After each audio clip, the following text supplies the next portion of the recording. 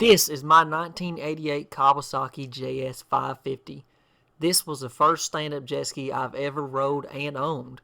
I've had this jet ski for 2 years now, and the 2025 summer will be my third season with it. When I bought this jet ski, it was in sound mechanical condition, and I restored the looks of it with new paint, turf, bars, and some graphics. It's a little dirty right now, unfortunately, because I wasn't able to clean it before I stuck it inside for the winter. Towards the end of last season and here lately, as I've been trying to start it with the weather warming up, it's been getting harder to start, so I've checked the compression on it, and it looks like it's time for a tear down and overhaul. Join me as I remove the engine from this ski and show you how to do it along the way.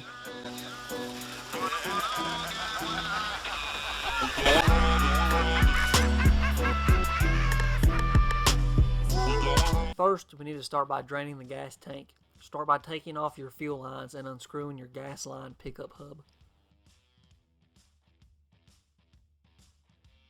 To drain the tank, connect a spare piece of hose onto the reserve side pickup tube and run it over into a bucket.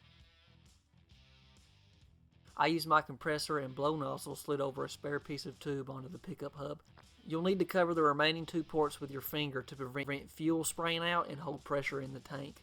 Set your compressor down to 5 psi for this. Next, loosen the hose clamp on the filler tube and undo the straps. Now pull the tank backwards, remove the pickup hub, turn the tank on its right side and wiggle it up and out of the ski.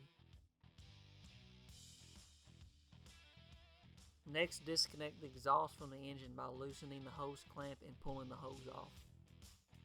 Now we'll disconnect and remove the battery from the ski.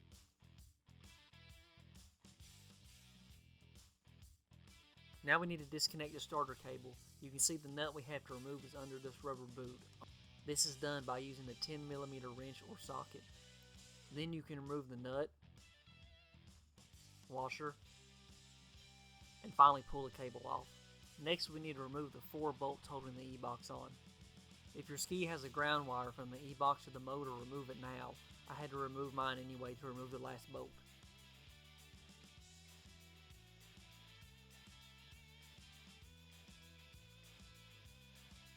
Next, remove the stator wire hub and disconnect the wires. If there's no connectors, cut them between the box and hub, leaving enough wire to add terminals later.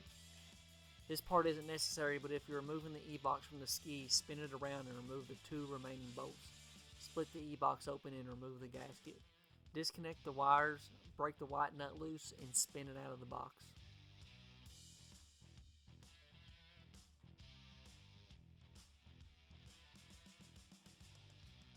Next, we'll remove the cooler hoses. There's one on the exhaust and one under the exhaust manifold on the back side of the motor.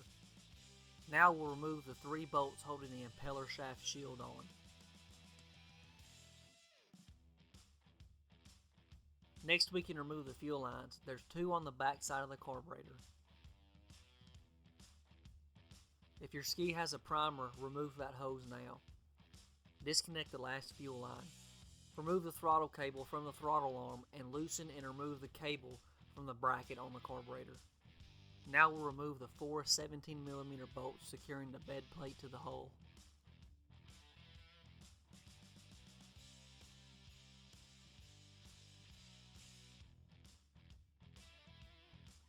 Make sure to take note of any shims between the bed plate and the motor mounts. They're easy to spot. Here's one without a shim. It's not necessary, but I like to add paint to both sides of the coupler to make back the same. Now we can slide the motor forward. You might have to move the exhaust hose out of the way to make room to slide the motor forward. And now we can remove the engine from the hull. The shims we took note of earlier usually fall close to where they go when the motor comes out. I like to put the bolts back in and hang the shims on the bolts until the motor is ready to go back in.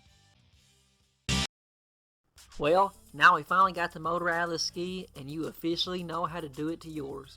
In the next video, I'll show you how to tear this motor down and get it ready for a rebuild. We'll be able to see what we're going to need and know what our options are. Maybe we'll throw in some upgrades while we're inside. Anyways, thank you for watching this video. Keep an eye out for the next video in the series, and I'll see you next time.